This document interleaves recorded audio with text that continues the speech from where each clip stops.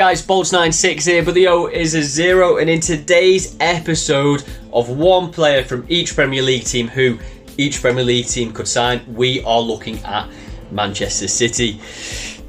It's a big one. It is a very big one. Manchester City are obviously the big money spenders in the league, and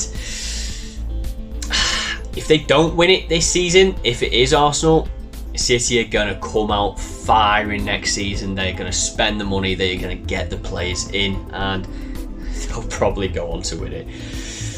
But I'm going to look at both sides of it. You know, they could win the Premier League, they might not. We'll see where we go with that. These are the players who I think they could sign in the summer. Arsenal, Alexander Zinchenko. Hindsight is a wonderful thing, and with hindsight now, it is easy to say that it was a terrible decision for Manchester City to sell Zinchenko. Zinchenko has been a vital part in the Arsenal machine, pushing for the title this season, and City are lacking in that position now. They will likely lose Cancelo permanently in the summer, and they will need to get in a left back. I'd be shocked if Arsenal sold Zinchenko back to City, but they do have a history of re-signing some players, and this is a player who they should try to re-sign. Aston Villa, Emiliano Buendia.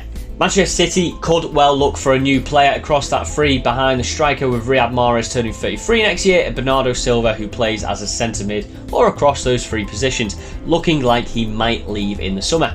Buendia is a very nice player who I feel would excel massively under Pep in a similar fashion as the aforementioned Mahrez did. Versatile and a very technical player, he'd be a nice long-term replacement for Mahrez. Bournemouth, Philip Billing. There isn't really anyone from the Bournemouth squad who Man City would be in for, but if they were, it would be Billing. He is Bournemouth's main man and is ready for the jump up to a bigger team.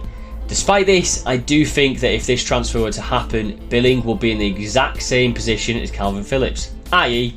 won't be playing. He shouldn't make this move, but he is the most likely Bournemouth player to do it. Brentford, Aaron Hickey. Aaron Hickey will be a good squad player for City with quite a high ceiling for his potential. He's only 20 years of age and has been playing near enough week in, week out in the Premier League, whilst also being able to play both left back and right back, which is something that Pep would admire a lot.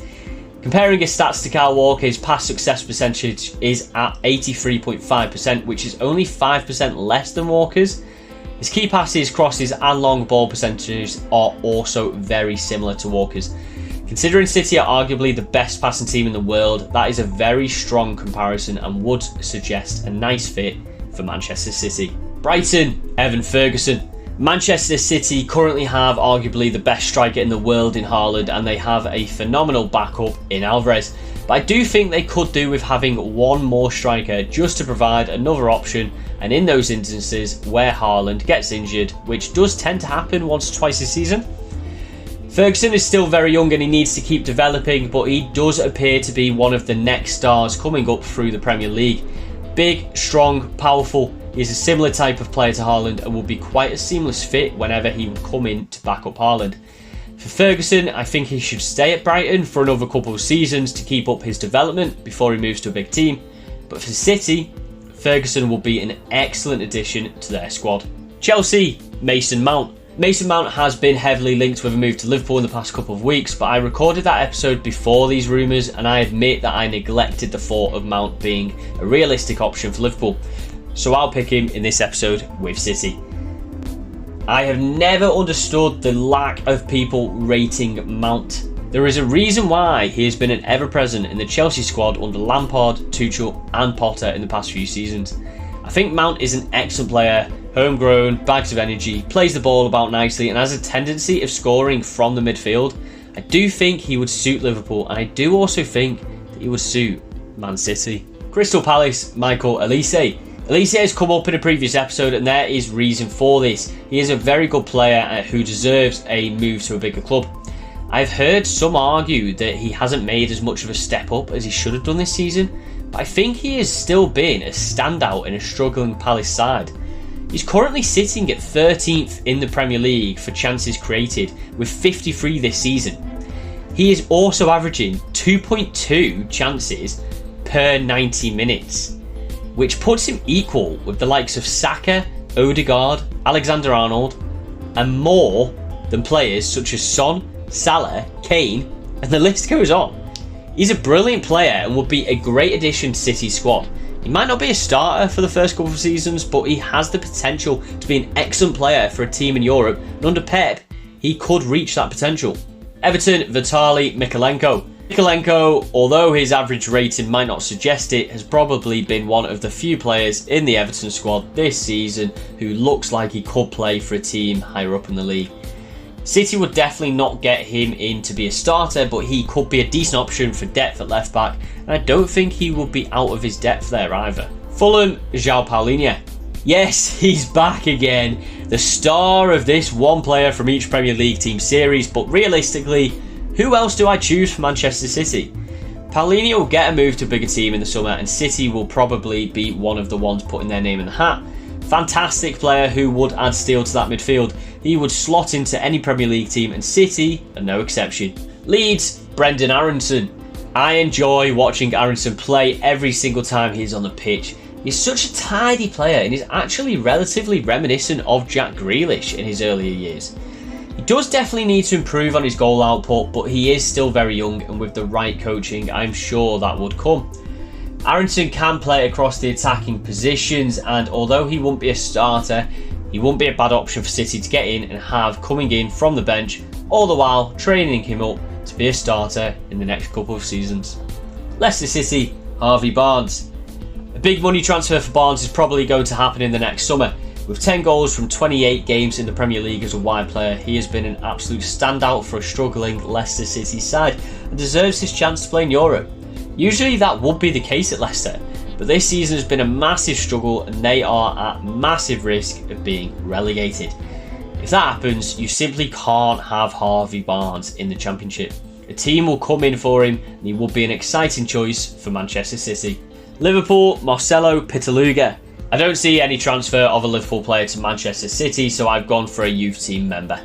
In all honesty, this move probably wouldn't even happen, as I do think Pitaluga is seen as a second or even first choice goalkeeper for Liverpool in the future, as the club do really rate him. But I have to pick a player, and City could do with a younger backup goalkeeper than Ortega or Carson. Manchester United, Tom Heaton.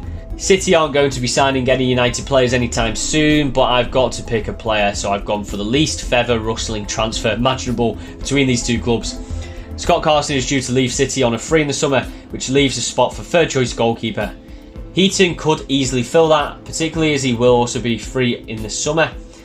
Realistically, they are both English goalkeepers, aged 37 and performing as third-choice goalkeeper for a team in Manchester. So City might as well just hold on to Carson rather than make this transfer, but oh well, I had to pick someone. Newcastle United, Alan Saint-Maximin. Not the easiest to pick this one, but I've gone for a player who will be a different type of winger than what Man City currently have. All of their current wingers are basically little technical players who would arguably be more accurately labelled as an attacking midfielder. Saint-Maximin is fast, tricky and produces some real wing play, which will be a different weapon within Manchester City's arsenal. Nottingham Forest, Morgan Gibbs-White. Gibbs-White has come up a couple of times in these lists, and that is because I consider him to be an absolute baller. If you had asked me in the summer if I would be suggesting Gibbs-White to join Manchester City, I would have laughed you off, but he has proven to be an excellent player who should be appearing for a team much higher in the league. Versatile, young and homegrown with bags of potential on top of his current talent, he's the only player I could realistically pick for this entry. Southampton, Romeo Lavia. Looking at the second player from this list who used to play for City and who I think they could sign back. I hadn't even heard of Lavia before this season, to be honest, but he has been one of the few highlights for Southampton this season, and I think they'd struggle to hold on to him if they do get relegated. It will probably be too soon for Lavia to rejoin City, as he could do with another couple of seasons playing regularly before making such a move, but this is one that I could eventually see happening if he continues to improve and perform on a consistent basis. Spurs, Sergio Reguilon. Once again, looking at the left-back position, and we land with Reguilon. I was surprised that Spurs loaned him out, as he never really had a bad game whenever I would see him play. He hasn't played a lot for Atletico this season, but he has been suffering with a couple of niggly injuries.